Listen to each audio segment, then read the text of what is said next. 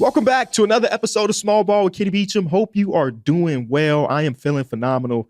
It's something about post All-Star break that really get me going. Maybe it's more trade deadline oriented, but I feel like I'm watching and taking notes on basketball more than ever before. And I'm talking different levels. The other day, I watched NC State versus Notre Dame women's NCAA basketball, and I promise you, that was the greatest basketball game I've witnessed all year long. I was taking notes on it, knowing damn well that these notes aren't going anywhere.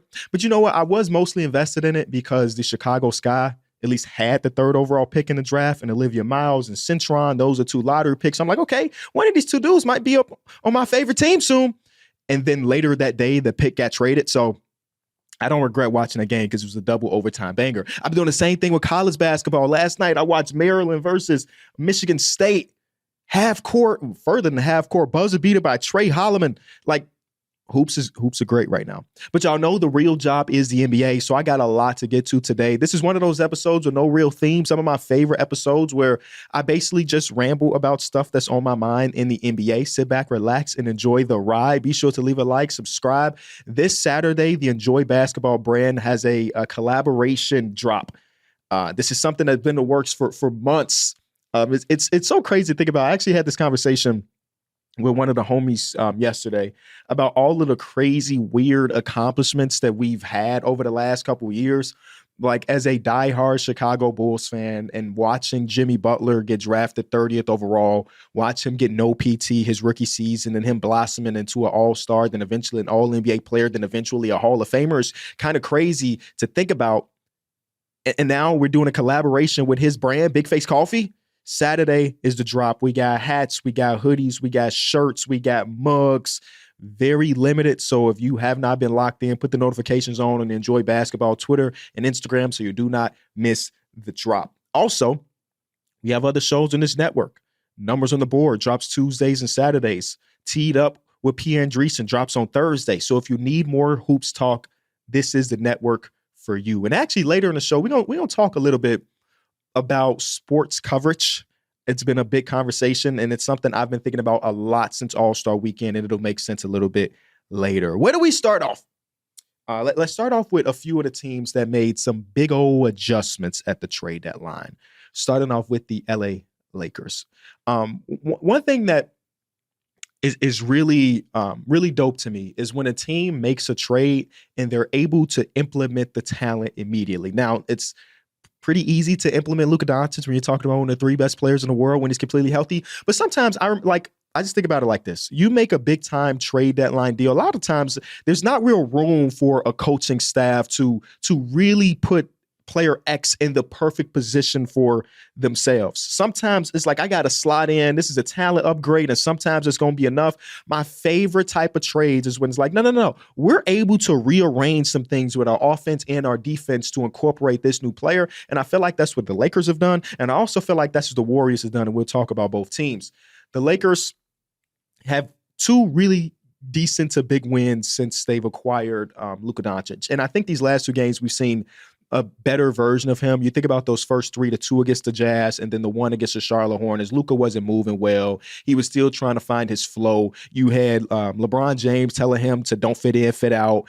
And then JJ Redick telling him to be himself instead of just trying to find his way. And I understand when you play for a team and you were the guy for a team for 6-7 years, and now you go to this new place, you're not trying to step on toes because, well, one of the greatest players of all time is on this team. Eventually, Luka realized, I'm him. They had the 123-100 win over Denver. Now, this is 5 days ago, so I don't want to spend too much time on it. I feel like everybody and their grandma dropped a video or a podcast about this individual game. But I did see some eye-opening stuff because this was one of those games where, you know, people talk about the regular season being a drag and the regular season being monotonous. This is one of those games that just can change the opinion of that completely. When you talk about Coach JJ Redick going to the podium after the game saying, I have not slept in 48 hours prepping for this game, that's the type of stuff I really love. Now, granted, I can confirm that Mike Malone did not look at this game as anything different than a regular season game. So Mike Malone didn't spend that same amount of time prepping for this one. But it is really cool to see JJ Redick have so much trust in his team. And we're going to talk about that. One of the superpowers that the Nuggets have is causing you to be confused on the defensive side of the ball. Where every team in basketball is thinking about spacing and pacing, the Nuggets say, no. We don't really give a damn about that first part. Space, shooters in the corners, shooters on the wing. No. We don't really care about that. We're going to cause confusion with cuts. And I thought that the Lakers did such a great job just mucking up the paint so that like things wouldn't work out in the Denver Nuggets' favor. When you think about a team sending two people on a cut simultaneously, you just in your mind think that is not great offense. But because they have this wizard named Nikola Jokic and they also have another offensive savant in Russell Westbrook, having those cuts at the same time and hitting people with 0.1 second to react for a bucket is just something that they do amazingly. One of the great things about the Denver Nuggets, and maybe one of the downsides about the Denver Nuggets as well, if we talk about postseason, is that this team just doesn't shoot a lot of threes. So it is cool to see a team just run their offense differently. And JJ Redick, of course, recognized that. And he just sent two bodies at Jokic. Jokic has this thing where he has the ball in the post. It doesn't matter which block he's on. He wants to spin to his left a little bit more than he wants to spin to his right. And there was a second to third defender on that left side spin every single time. Jokic is still Jokic, right? So we found Aaron Gordon for an open three, who's been having a great shooting season, or found Christian Brown sitting in that dunker spot that led to a layup. So Jokic still had a great playmaking game, but they completely got him away from the basket, so he didn't incorporate any of his own offensive scoring. And that's just like some cool JJ Redick stuff, man. And it feels great to watch the Lakers. I have not been excited to really watch the Lakers since, I don't know, the first year they got Anthony Davis. Like, I've watched a lot of Lakers because I love LeBron James, and I'm one of those guys that believe that we shouldn't be taking Bron for granted. At age 40, he's still doing ridiculous stuff. So I've watched a ton of Bron over these last couple of years, but I haven't really been excited about watching the Lakers. I was excited to watch Bron. These last couple games, dog, I can't believe I'm saying this. I love this Lakers team. Now, we're going to talk about it just in a little bit because it hasn't been the toughest schedule, right? They got the the loss against the Hornets. They got the loss against the Jazz. And then, again, they played against the Denver Nuggets and they played against the Mavericks without any center. So, like, it has not been the most stiff competition whatsoever. But this team has been so fun to watch, bro. And one of the things I really love about it is the small ball lineup. I mean, this is what the show is named, right? Small ball, baby. I love small ball basketball. But the difference between the Lakers small ball lineup and any other small ball lineup in the history of hoops is that this lineup ain't really that small. Like, they don't have a true center. That is the definition of small ball, I guess. But you think about it like this. Luka, and this is what they're listed on ESPN, so don't come at me if you say this player's taller, this player's shorter. Luka's listed at 6'6". Dorian Finney-Smith is 6'7". Rui Hachimura is 6'8". Bron is 6'9". Austin Reeves is 6'5". And Vando is 6'8". And you got a combination of 5 of those 6 players on the court. They are just throwing bodies. They're all over the place. And it doesn't make sense when you think about it. When you think about a team that is running Reeves and Luka and Bron, you don't expect that team with that lineup out there to have a 107 defensive rating. Now, basketball is more than just 3-man lineups, but I want to tell you that 107 would be the second best defense in hoops. It doesn't make any sense until you think about who's on the roster. This is one of the smartest collection of players that we have in the NBA today. I made a tweet when I was thinking about this for myself, and I just wanted to see what the consensus was or what people were talking about or thinking about. I asked, how many players in basketball are supercomputers? These are the people that process the game at the highest of highest levels. Now, I do want to say, in order to even be a professional athlete, you kind of have to be a supercomputer in comparison to the normal person like me. But when I think about supercomputers in basketball, I'm thinking about how smart they are compared to their peers. It's IQ, it's decision-making, it's knowing where to be on both sides of the ball. And these are the 5 names that popped up more than others. It was Bron, it was Jokic, it was Harden, it was Paul, and then it was Doncic. Those are the 5 that when I asked people on Twitter, those 5 came up the most. And then you did get people say like Draymond Green. You saw people say like Jimmy Butler. And then people were putting some nods in for the newer generation saying that like a guy like Trae Young or a guy like Cade Cunningham, who I think we're still far away from Cade, but he's still playing amazing basketball. So let's think about those 5 players that we mentioned. It is Bron, Doncic, Jokic, Harden, and Paul. 2 of those dudes are on the same team right now. It makes no sense. So though Luka Doncic is not a great defender, he's got this.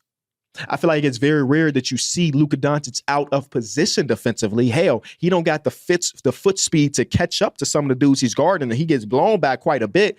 But when you think about the IQ, the hands that is associated with his defense, he's on this team. And Bron might be the smartest basketball player in the history of the sport. When Bron said Luka is a natural quarterback and I'm a natural wide receiver, I feel that, bro. I absolutely feel that. So this team has 2 of the 5 consensus supercomputers on one team.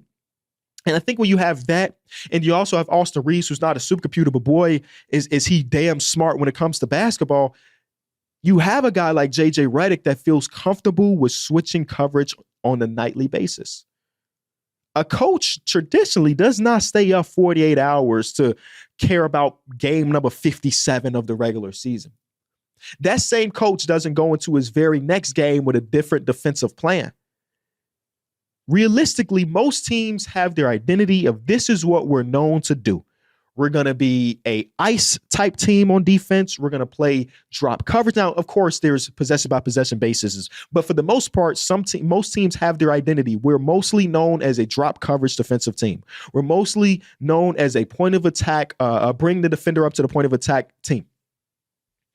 Under JJ, and I'm specifically talking about the last 2 months, because I did believe that, he was experimenting a little bit with Anthony Davis, where they was playing Anthony Davis at the level, and then they did eventually put Anthony Davis in drop coverage, and then you saw the defensive numbers jump up higher and higher because Anthony Davis is very, very versatile defensive player, but that's where his bread and butter is. So he experimented quite a bit with changing some things up, but eventually he found out, okay, drop coverage is the way we're going to go in this pick and roll. Over the last 2 months, we've seen the Lakers nearly on a nightly basis just change up how they cover the opposing team. And that is JJ having the trust in his players to be able to remember that last night we did it this way, but tonight we're going to do it differently. We talk about Dorian Finney-Smith, Rui Hachimura, Jared Vanderbilt. These guys are just going to be menaces. And it's been amazing to watch. It's been absolutely amazing to watch. For the last 4 years, LeBron James has been, not publicly, but kind of publicly, been looking to pass the torch to Anthony Davis. And for what it's worth, Anthony Davis was so phenomenal this season. I guess they talked about on the broadcast that they're not completely sure when he'll be back, which is unfortunate, not just for the Mavericks, but for basketball in general. Anthony Davis having that type of season. But LeBron was never really able to pass the torch. And maybe that's because Anthony Davis didn't have his arm reach back to grab it. Now he can do that because Luka Doncic is that type of player. Now he can do that because Luka Doncic is that type of player. One of the craziest lies told in NBA history is that LeBron James needs the ball. We are in year, 22, 23 of LeBron James' career. And when this trade happened, we saw big people on TV or Twitter figures saying that it's not going to be a good fit because they both need the ball. Have we not watched LeBron James since Miami? Because he's showcasing time and time again that Bron can get it either way. And in this last game against the Dallas Mavericks, for him to have a 16-point quarter and for him to have 11 made field goals and 6 of those were assisted on, whether it be him leaking out on a full court pass from Luka Doncic or him playing give up and give the ball back from Luka Doncic, that one possession in the post. LeBron has been malleable for the last couple of years of his career. Now, having that as an argument for the first half of his career, I can understand that. I can see that. I've watched Bron from 2003 to 2011 or 2012. I can feel that. But it has not been that way for quite some time. You know what it reminds me of? And it's more negative for Bron than what I'm about to reference. As an NBA player, the best thing that can happen to you is for you to have the reputation of a defender. Because when you're falling off as a defensive player, you will still have the reputation of a defender. You will still get paid as if you're a defender. And the consensus conversation around you would be that you're a defensive mastermind, even when you're not. And I feel like that same thing has happened for Bron, but in a negative sense, because there was a part of his career where he had to be ball dominant in order for him to be really successful as an NBA player. But that has followed him throughout the last couple portions of his career. LeBron James is shooting 40+% on catch and shoot threes, everybody. That don't sound like somebody that needs the ball in order to be effective. LeBron James this season alone has been assisted on made baskets more than any time in his career. That don't seem like somebody that necessarily needs the ball. And I think it's a benefit to the team, but also to Bron, because Bron is playing supernova basketball again. I don't know if you really peep. He's playing supernova basketball again. But it being in the flow of the offense, or if it being in a leak out, or it being on a cut, or it being as a roll man, I think that freshens up the 40-year-old man's legs and gets him more engaged on both sides of the ball. JJ Redick said in his post-game interview versus the Dallas Mavericks that if you've been watching Bron for the last 6 weeks, he's been playing all defensive level defense. And maybe I ain't been locked in that much because I don't know if I could go all defensive level, but I can recognize that Bron's defense has been dramatically better than earlier in the season. There was a portion of the year where Bron didn't look as good as the previous year. And me and the guys are watching this specific game. I don't remember who it was against, but we were sitting in Discord. We were watching this game together, something that we ain't done in some time. I guess everybody's just growing up now. You can't just sit in Discord and watch hoops with the boys anymore. We're watching this game and we're all like, man, Bron don't look great, right? Not that he looks bad, but comparing it to what we saw in the Olympics and comparing it to what we saw last year, this ain't looking good. Maybe it's about to happen because it's going to happen eventually. Maybe close your ears for this part. It's going to happen eventually. Bron will eventually, even though it feels impossible, not be the same level of player. And we thought is what was happening. Nah, let me go to LeBron game log, dog. Because he's been back. And then we did the episode on the other show, and we were like, okay, where does so-and-so rank in basketball? And I think we got to Bron. We was like, Bron is probably at this point of his career like 15-ish in the NBA. No, Bron is top 10. My fault, Bron. We jumped the gun just a little bit. Over his last 11 games, this is ridiculous, by the way. And this is my first time really looking at this. This is ridiculous. Over his last 11 games, Bron is averaging 29 points per game, 9 rebounds, 8 assists, 55% from the field, 44% from three on 6.5 3-point attempts. He's 40. He's 40. And listen, I always say basketball is my number 2 joy in life behind my daughter. But I recognize that when you turn on the TV, you listen to other shows, the Lakers get talked about a ton.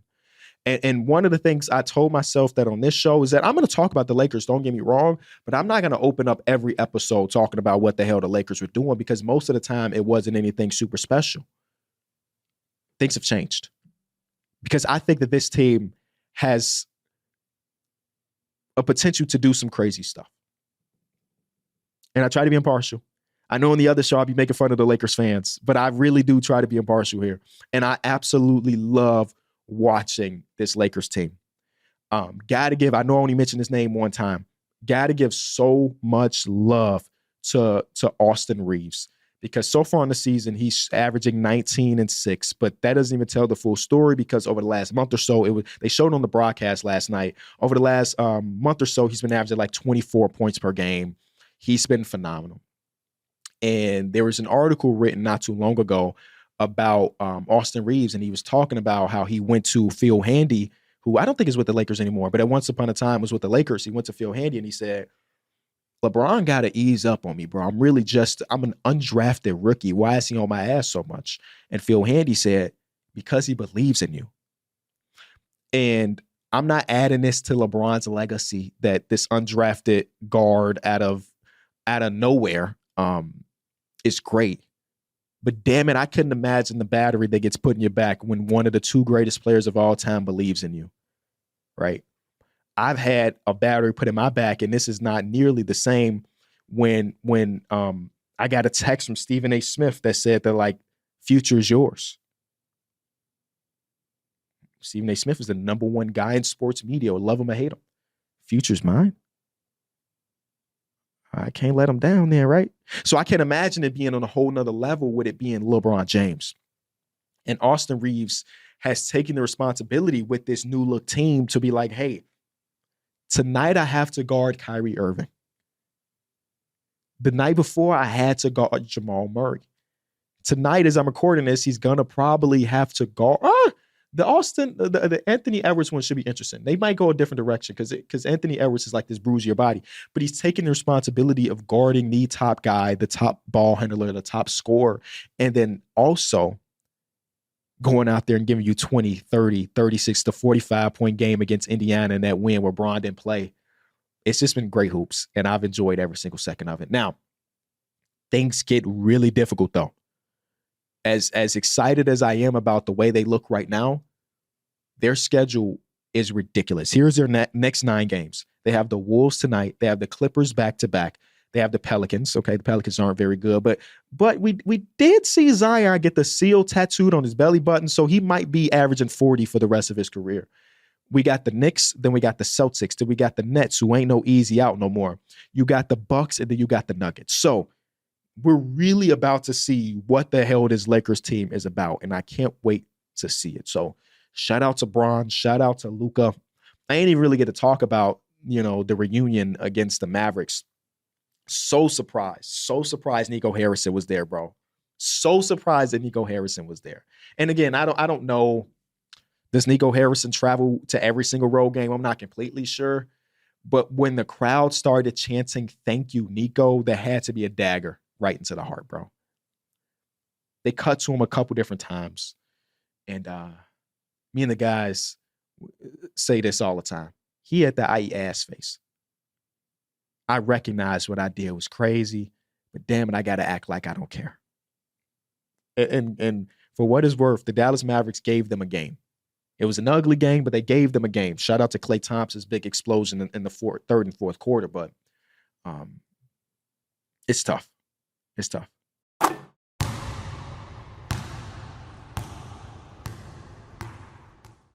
Support for today's show comes from Emirates. We know you love the thought of a vacation to Europe, sitting in a Parisian cafe, exploring the ancient city of Rome, or soaking up the atmosphere of London. But for the next holiday, why not look a little further to Dubai, a place that has absolutely everything and where nothing is impossible, where you can laze by the pool of your 5-star hotel with a drink in hand or enjoy once-in-a-lifetime experiences in the city and in the desert. From the world's tallest building to the world's largest water park, nothing is impossible in Dubai. Sure, it's a little further than Europe, but when you're flying Emirates, does it really matter? Choose between 96 flights per week between the United States and Dubai. Book your flight on Emirates.com. Next thing I want to talk about is the Detroit Pistons. The Detroit Pistons are on the path to have one of the biggest season-by-season win jumps in the history of basketball. Last year, they lost, 27 straight games. They brought in a new coach. They brought in a new GM. They said, forget the draft lottery because, damn it, we've been the worst team in the league a few different times, and we've got the 5th overall pick in back-to-back seasons. We're going to bring in players that make sense around our star player. And even with all of that, not many people thought that this team would be this good. For what it's worth, I did take their over. It was at 23.5. They got 33 wins right now. I did take their over, but man, I wish I would have put a little bit of money on it, dog, because they are blowing it out of the water. Right now, their 8-game win streak is tied for the longest win streak in basketball with the Cleveland Cavaliers. They have not had an 8-game win streak since 2007, 2008, where Flip Saunders was the coach and Tayshaun Prince was out there and Chauncey Billups was out there. It's been a very long time since Detroit fans have been able to be this excited about their favorite team. And last night, I mentioned this before, I'm not doing quad boxes this season where I don't care how many games on, unless it is a 15-game slate. In that case, I will sacrifice just a little bit. I try my very best to just only watch a few games a day, then catch up on what I missed the next morning. What I did yesterday, it was Maryland, Michigan State. Then it was to Boston, Detroit, and then it was OKC, Brooklyn Nets. Those are the 3 games I picked, and I think I hit a home run. So I'm watching this game, and this is the second I have a back-to-back for the Celtics. No Jaylen Brown in this one, but I'm not here to give excuses for the Celtics. But I'm watching this, and I'm watching Asar Thompson fly all around the court. There's something special about those twins, man. There's something special about those twins. And damn it, a lot of people saw it very early on. It is ridiculous. And, Amin is the one that gets a lot of the love. And I think a lot of that is because, at one point, the Rockets were the number 2 seed. They were winning games against some of the best teams in basketball. Amin Thompson as a game winner versus the Boston Celtics. So, he became the bigger name amongst the twins, but I hope people are recognizing that Asar Thompson is there too, bro. He is there too. And as we continue to see his minutes go higher and higher and higher, more people will start to recognize. There is a 4-possession stretch in the middle of the second quarter where it was steal, deflection, steal, and all of those, and then missed shot. All of those led to a leak out, whether it be from Malik Beasley one-handed jam. It was just like great hoops. And 8-game win streak is something I don't think anybody saw coming. And this just is a testament to, again, coaching and building a culture. Where Monty Williams last season, he did a lot of stupid shit, man. I can't lie to you. Killian Hayes, shout out to Killian. He's been great since coming back for the Nets. But Killian Hayes should not have been starting last year. This team had no identity whatsoever. Now, J.B. Bickerstaff historically is just known as a defensive-oriented coach. He comes to Detroit, said, this is what our bread and butter is. Y'all, the 28th defense last year, well, guess what? We're going to be top 10 now. And they are. Trajan Langdon said, man, Cade Cunningham is having a rough-ass time getting around those corners because there's help defense on both sides. What if we spaced it out and got him some shooters? They got Malik Beasley, one of the best shooters in basketball, and he's having a career year. They got Tobias Harris, who, a lot of people made fun of Tobias Harris because of his contract. He never lived up to the contract, but damn it, Tobias Harris is at least a good NBA player. They brought in Tim Hardaway Jr., who's always going to be wishy-washy from shooting the ball, but damn it, when he's on, he's on. And they just have a culture and they care. And that's just great for Detroit hoops, man, because they have been in the gutter. Malik Beasley doing what he's doing right now. I think I've told this story on the show before, but there is a report that the day of the trade deadline, Malik Beasley was sitting in a practice facility and he went into I never know if I'm pronouncing Langdon name right. He went into Langdon's office and said, please don't trade me. I want to stay here and build here.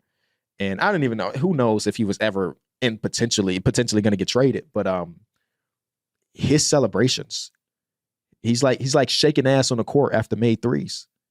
I respect it. Yesterday, he had a 3-pointer on the wing. And guess what he did? He had a 3-pointer on that wing. And guess what he did?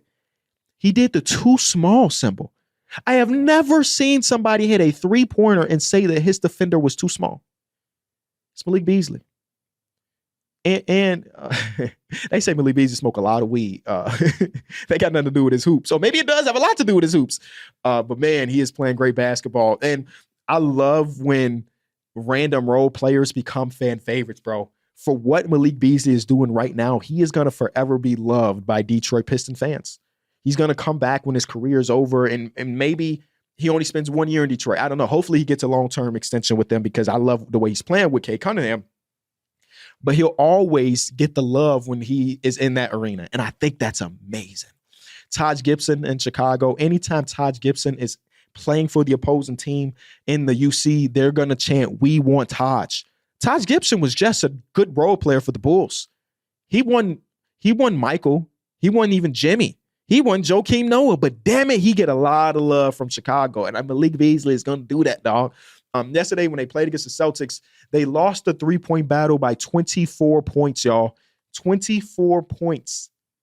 And they still walked out of there with the victory. And I think a lot of that is because of the defense, man. The defense was all over the place, causing fast breaks, causing this, causing that. So I'm excited about Detroit Pistons basketball. Right now, they are sitting at the 6th seed with a tied games back from the Bucks. And in my mind, we did that episode last week where we were talking about ceilings and floors of NBA teams. In my mind, they were penciled in as the 6th seed. Nah, dog, they can get up. They're 1 game behind the Pacers. There's a world where the Detroit Pistons are hosting a first-round series. And if you would have told me that before the season started, I would have called you crazy. It's insane stuff.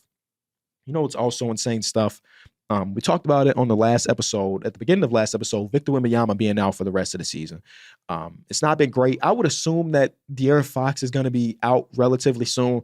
De'Aaron Fox does not look good because of it, whether it be because of his hand injury or whatever. I'm assuming that he's going to take some time off. He's going to get that surgery, and then the Spurs are going to just, not make a push for the play-in. But since we saw Victor Wembanyama went down, of course, the odds of Defensive Player of the Year had to shift dramatically, because at one point, Victor Wembanyama was a minus 700 for DPOY. Everybody knew that was his award to lose. It with him only playing 40-ish games, he's not eligible anymore. So the odds had to shift. And as of right now, Evan Mobley is at a plus 110. Jaren Jackson is a plus 155. You got Dyson Daniels at a plus 750, which tells me this is kind of like a two-man race at this point. And these odds were flipped last week.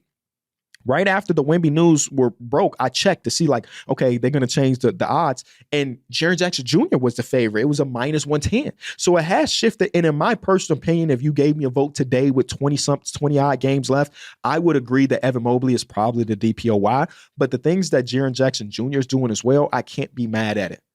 So that's what we got. We also got Lou Dort and Shea and J-Dub, which makes sense. When you have a historically great defense, something tells me you deserve to have some all defensive nods for sure, but maybe somebody in conversations with DPOY. The one thing is they do it so much by committee, I can't even point out. Is it Lou Dort? It probably would have been Chet if he met the requirement for games played, but damn it, team is looking great. So shout out to Evan Mobley. He might be the DPOY. Before we move on to our next thing, you know what? Let's bring on producer Greg for 5 Out.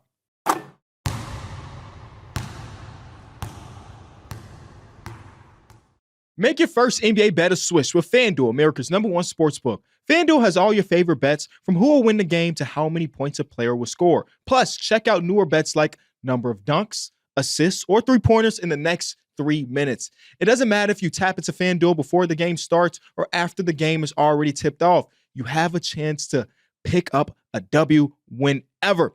And now is the perfect time to get into the action, because right now new customers can bet $5 to get $200 in bonus bets if your first bet wins. Just visit FanDuel.com/Kenny for your chance to score $200 in bonus bets. Have a ball betting ball with FanDuel, official sportsbook partner of the NBA. Greg, welcome back to the show, man. Appreciate it. How you doing? Doing great, man. Love the way ball is going right now. I cannot complain about anything. We're hitting the home stretch. So I got one today. So in a fantasy land, because this won't happen, but somehow AD comes back, the Mavericks make a crazy run and win the championship. And this summer they get KD. So it's Kyrie, KD, AD. They win the championship next year. To me, that still does not justify the trade. So 2 rings is still just not enough. You're trading that for 10 to 15 years of contention every single year. Yeah, I agree with the first championship would not make it worth it. The second one might, though. I can't lie. The second one might, because you think about the Dallas Mavericks only having one in their history. So if we can end up at 3, you might look back and say it was worth it. Even if that means that, because KD is mid-30s, Anthony Davis is early 30s, and then Kyrie's right in between that. They're like, maybe you have 10 years of just shit basketball. Would you trade Luka Doncic for 2 championships is basically what this is boiled down to. Mm-hmm. I might. I genuinely might. Because you think about it, even LeBron James, who's the greatest or 2 greatest players of all time, he only got a handful. His teams have been in contention for 20 of his 23-ish years. I don't know, with the way the Western Conference was, that the Mavericks wouldn't have been able to get 3 to 4 with Luka Doncic on the team. So I might say that would be the course I would go. But we all know, yeah, like you said, it's a fictional world. Them boys ain't getting no championships. Well, if they only won 1, whether it was this year or next year, how do you think Nico is viewed with 1 championship? It makes it slightly better, but I don't think it makes it too much better, honestly, because I think that Luka could have got them multiple, honestly. When you think about the championship run that he went on last season, I honestly do believe that, barring health, that Mavericks team was one of the 3 contenders from the Western Conference between them, the Nuggets, and OKC. If they went back to the finals when everybody got healthy, it wouldn't have been a surprise to me. And if they won it this time around, it wouldn't have been a surprise to me.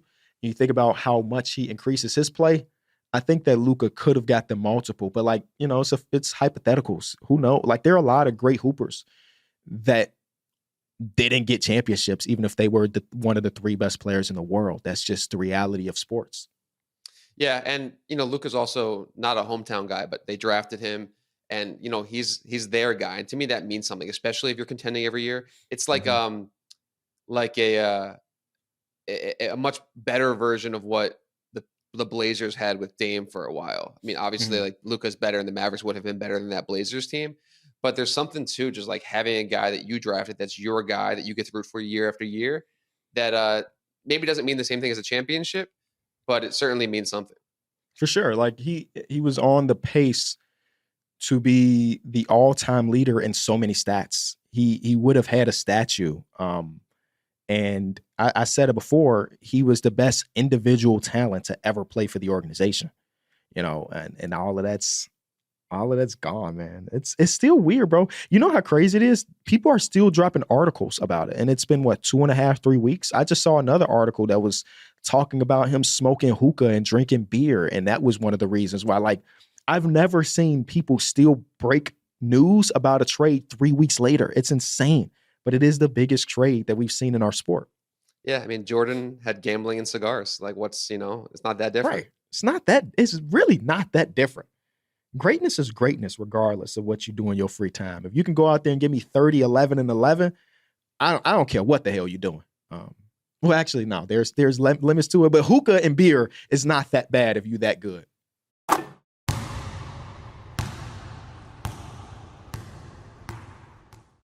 This next one is just a small one. Paul George has opted to stop his podcast.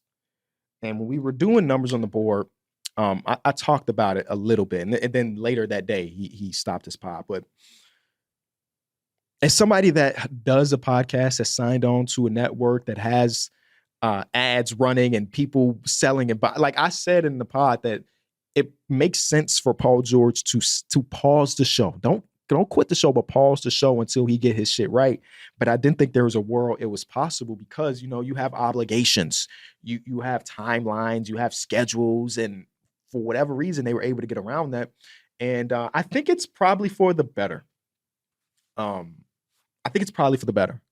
I don't think that, I'm not one of those people that think that podcasting is the reason Paul George is having his worst season ever. Trust me, it's not. I don't think it's that deep. But I'm just thinking about it optically. I don't know. Hey, we stink.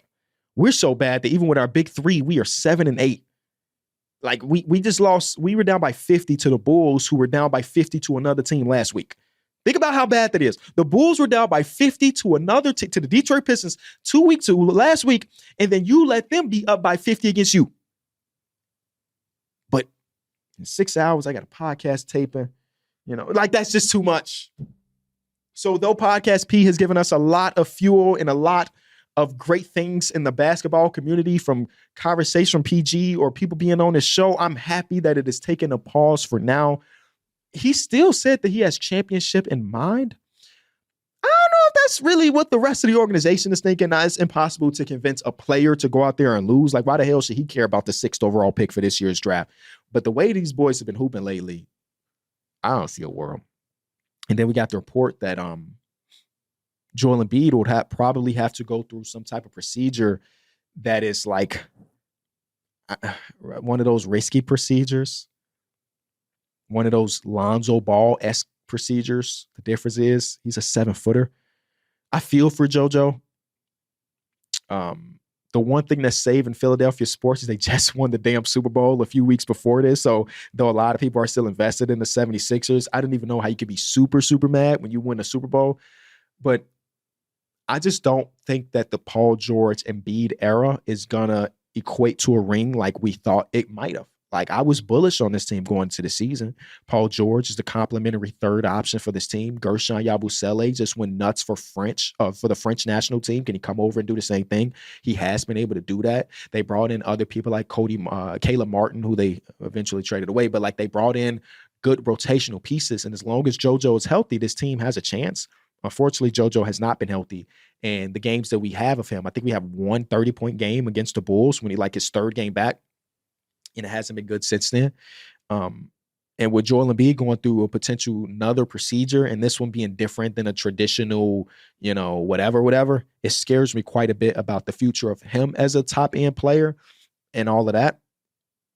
But the silver lining to it all, if there's any silver lining, I'm always trying to keep a positive spin on things, is that hypothetically, if they do retain that first round pick, that top 6 protected pick, it could start like a bridge period to a Maxey, McCain, so-and-so era, whoever they get with the 6th over. Matter of fact, let's go to Tankathon. I'm going to Tankathon right now and seeing if they're going to keep their pick. And if they do, who they taking with that pick. So we run it. Oh, they lost the pick. So I'm sorry. Oh, sorry, guys. They lost the pick, man. I'm sorry to break the news. But right now, Tankathon's mock has them taking Trey Johnson. I doubt they would do something like that when you think about them already having McCain and Maxey. It's probably more likely. I'm not a draft expert whatsoever, so maybe I shouldn't even be giving opinions here. But them having more shooting wouldn't hurt. So I'm like Con Knubel at like 6th overall. Maybe that's a bit high for Con. Anyway, silver lining, if they keep that first round pick, they've drafted well throughout the years from Maxey to now McCain. Like, I trust that they'd be able to potentially hit this pick. It is sad though, because I thought that we were about to have multiple, going into the season, I had the Boston Celtics as a real contender. I had the Knicks as a contender. And then I had the 76ers as a contender. Obviously, things have shifted where I no longer have the Knicks as a real championship contender. And now I have the Cavs in there. But I thought that there was a world where the 76ers could get over that hump, make it to a conference finals, make it to a championship. And unfortunately, that's not the reality. One of the last things I want to get to before we get to AskKB is this report from Brian Windhorst. The Suns will trade Kevin Durant this offseason. Durant on possibly being traded himself. Whatever team gets me, just know I'm making a difference. I'm still in my prime. Kevin Durant's not saying if I get traded. He said, hey, whoever gets me, the writing is on the wall. I mean, they tried to shop him at the deadline. Kevin Durant shut down the trade to the Golden State Warriors, who I did plan on talking about Warriors this episode. I'll save it for next week.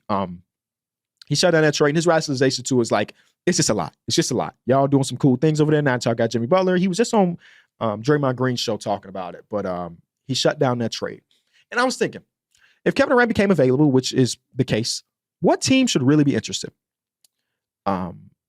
People have already said Durant is about to happen. Kevin Durant and Anthony Edwards Durant is about to happen, which is possible. I don't know what type of assets the Suns are looking for. I would prefer them, and this is just me speaking as an outsider, to try to retool around Devin versus we're tearing it all down to the studs. So maybe retooling around Devin gets you like a Jada McDaniels in the door and sign a trade Julius Randle. For Kevin Durant, what draft capital you got? Because you want draft capital too, right? Because you gave up everything. They get some of these dudes. You got, of course, the Houston Rockets, who have almost all of your first rounders. So if you really wanted to reset the organization, the Houston Rockets is the team to do that. Some sleeper teams, we have like the Grizzlies, who were in on Jimmy Butler. The unfortunate part is they used some of the assets or some of the contracts that would have been possible to get Jimmy Butler or Kevin Durant when they traded away Marcus Smart. They traded away so on and so forth. And now that Jaren might make an All-NBA team, or that Jaren might win a DPOY, he might be eligible to $260+ million extension. And I don't know if you can make the money match if you got that type of money on your books. Would you be willing to trade Desmond Bane in a Kevin Durant trade? Is my question to the Grizzlies fans listening or watching this show.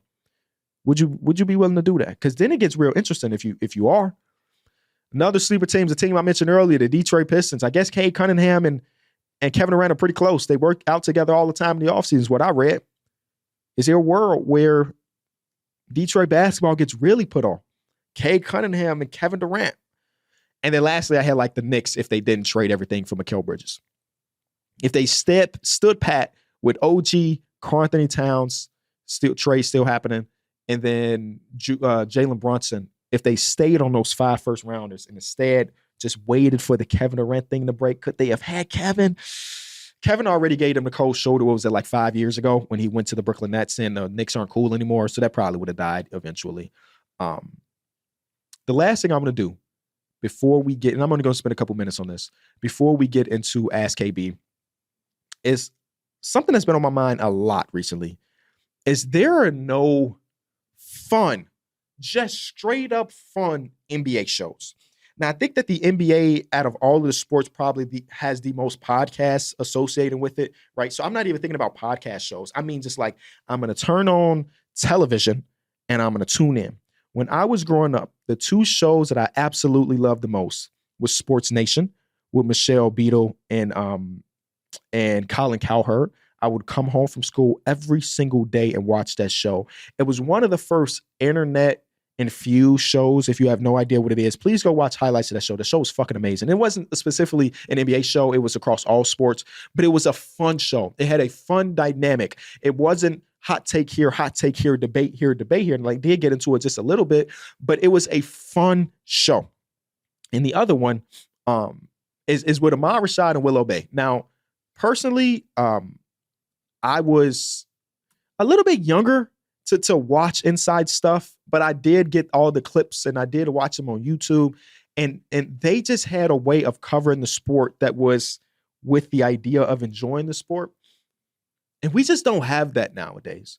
And I went onto Twitter and I asked, what are just fun sports shows in general? Not just NBA shows, but sports shows in general. The two that came up the most is College Game Day, the football, and College Game Day, the basketball. Now, I have not seen the football show, but I know McAfee and they do the field goals and all that shit. But I've seen College Game Day basketball. And you can't replicate that in the NBA sense because you don't have 10,000 to 20,000, 18 to 23-year-old college students jumping up and down in the crowd behind you. You're not going to get that in NBA atmosphere. But it's something about the way they cover the pregame show, the halftime show, and the postgame that's just different than the way we have it in our game. And I'm just, as I think about like the future of me as a creator, these are the type of things that come to mind most. Is there a way I can create a show that brings that joy back to the NBA?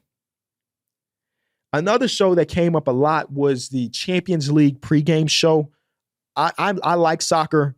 I'm not as locked in as I was last year. So this is my first time hearing about this. And they have a fucking blast on that show. Another pregame show where it's a lot of jokes. It's a lot of fun. Yeah, I like that. And that's kind of it. Some of the NFL shows got a nod, like Mina Kimes' show, NFL Live you still get like Pardon the Interruption and Around the Horn. Some of these shows won't even exist after this year, which is fucking crazy. But we don't have a ton of just overall fun shows. And I would love to be the guy to kind of help that happen again. Hey, anybody that has a budget and rights to the NBA that wants to help a brother out, I got ideas. All right, let me get to AskKB now. Oh, in the comment section, let me know if there's any other shows that you personally think are classified as fun sports shows outside of podcasts. Because I think they're fun podcasts for sure. Do not get me wrong. But everybody, like, I think that there's a small percentage of sports fans that load up Spotify or Apple Podcasts on a daily basis. I'm in that group, but like, for the most part, no. Shout out to the Starters, though. The Starters were another one of those fun NBA shows, now known as No Dunk. Shout out to the guys, but they also just don't have a TV show anymore. Their podcast still going on. Shout out to them. They're going 5 times a week. All right, let's get into AskKB. The first one comes from Armin, who says, which rookie will have a crazy final stretch to close the season? I love this question, so I could give you Modest Buzelis propaganda. Modest Buzelis, since starting for the Chicago Bulls, is second in points per game amongst rookies, only behind Stephon Castle, which is great. Like, I don't think there's anybody in this draft class that we can look at and say going on a crazy run. This is all relative to what this draft class really is. But Modest, since becoming a starter, has been pretty damn good. There's still obviously he's a 11th overall pick in a draft that people deem to be a bad draft. His overall stats on the season is 6 points per game. Like, I'm not acting like Modest is saving these Chicago Bulls this season, but I'm going to look at his numbers as a starter, which is right here. All his last game is going to bring these numbers down. It's 12 points per game. It's 43% from the field. Damn it. 26% from three. I ain't going to read you them 3-point numbers, but it's reality. He has an opportunity just because his opportunity has gone up. He went from a guy that was getting 2 minutes per game, 4 minutes per game, 6 minutes per game to like, hey, 35 minutes per game against the 76ers, 28 minutes per game or 28 minutes a game in this Warriors and Minnesota one. He has the most opportunity considering the Bulls ain't doing anything. Go watch Modest Buzelis, man. He could be a fun watch. He has the Donovan Mitchell move in his bag. You know how Donovan Mitchell when he's going collecting, he brings the ball over his defender's head to go up. Like most people, when they do it, it has evolved because shout out to James Harden. James Harden kept the ball low so you can reach in and then he'll go up to draw a foul. Modest and Donovan Mitchell keep that ball very high over the opponent's head, then goes up. He's got that in his bag. He does that shit like once a game. And I think eventually teams will start to recognize that's his go-to move and they'll start to shut it down. And he need counters. He struggles with breaking defenders down. He doesn't rebound for somebody that's 6'10", but he's a fun-ass watch if you really, really lock it into Bulls basketball, which I'm going to tell you don't do that. Just watch highlights action. This next one comes from Lucas. And this is a crazy one, the way it's worded, but it's fine. If an American Civil War happened and each state's fate was decided on a basketball tournament, who's winning? Shout out to Lucas. Thank you for the question, Lucas. It's California. If I Google NBA players from every state, California has by far the best team that can be constructed. They have the most players, full stop. But this is their team right now. And this is just their active players. Jared Allen, the Ball brothers, DeMar DeRozan, Spencer Dinwiddie, Paul George, Aaron Gordon, Jalen Green, Tim Hardaway Jr., Drew Holiday, Jaime Jaquez, Kawhi Leonard, Damian Lillard, Brooke Lopez, Kevin Love, Jared McCain, Norman Powell, and Yeka Kongo. Do you hear me? Evan Mobley, the Thompson twins, Klay Thompson, Russell Westbrook. And I feel like I'm forgetting more people. It's for sure California will be the only state still surviving. Now, who's their biggest competition? I think that's a good one. I'm going to throw Illinois into the ring. We have Anthony Davis, Ayo Dosunmu. Matter of fact, there's actually no team that, based on the team I just read you, that's going to make any sense. So I'm going to stop there. Illinois is not as good as it used to be. I'll just say that. We do got some hitters, though. All time, bro. Dan Issel, Sean Marion, Iggy, Mike Finley, Jack Sikma, Derrick Rose, Juwan Howard, Dwayne Wade, Isaiah Thomas, Mo Cheeks. Come on, man. Come on, man. Chicago got them hitters. We just not in the prime of Chicago hoops like we used to be. It's not in the prime of Chicago hoops. The most recent Chicago hooper, or Illinois hooper, I'm sorry, is like Modest Buzelis and the Christie brothers. And Max Christie's pretty damn good. Terrence Shannon Jr. is making some noise now in the NBA, but that's kind of it. It really is California.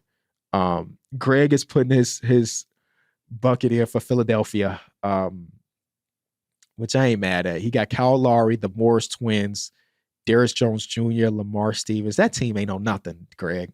Mikal Bridges. It's a good team.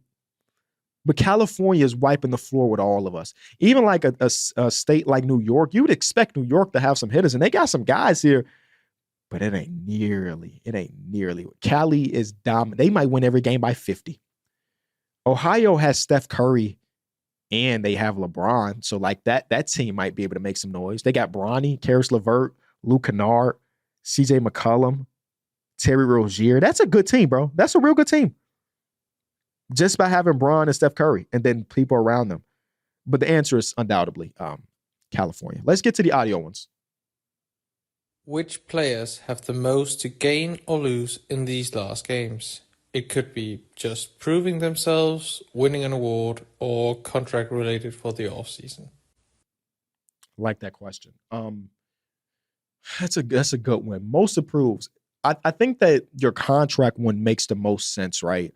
And there are a lot of people that have like Evan Mobley has a clause in his contract. If he makes an All-NBA team or a defensive player of the year, he makes like an extra $20 million on his contract. That's a lot to prove, but he's already signed a max contract. You know what I'm saying? Some of the guys that are free, like Julius Randle, I don't know what his timeline is, but Julius Randle's going into free agency with the notion on his name that like he just doesn't fit on most rosters. I don't know what he could do in these last let's say he gets healthy tonight. I don't know what he could do in these last 25-ish games to kind of change some of that. And this free agency class is not very deep, and it's not a lot of players or not a lot of teams with a bunch of money. So a guy like Julius Randle, who we recognize as at least a good NBA player, might have to bite the bullet and sign for a lot less than what he's used to making. You got people that are like rookie contract eligible, like a Josh Giddey, who legitimately might make $30 million next season the way he's playing. And you know, We got people. We got people like I think Shea has stuff to prove. He's an MVP of the league probably, but like people want to see a long playoff run in him. So, but I know you mentioned the last part of the regular season, but I'm thinking about the overarching NBA. Any other guys? I think there might just be a lot of rookie scale contracts that be like, oh, this guy's going to make this because in the last 30 games of the year, he did that. Appreciate the question. Thank you so much for watching or listening to this episode of Small Ball with Kenny Beecham. If you did enjoy it, leave it 5 stars. Give it a like. Leave a comment what you agree or disagree with on this episode. At the end of the day, this is really just a conversation between me and you. It ain't nobody else here. Just me and you and Greg. Leave a like, subscribe, and I'll see y'all next week.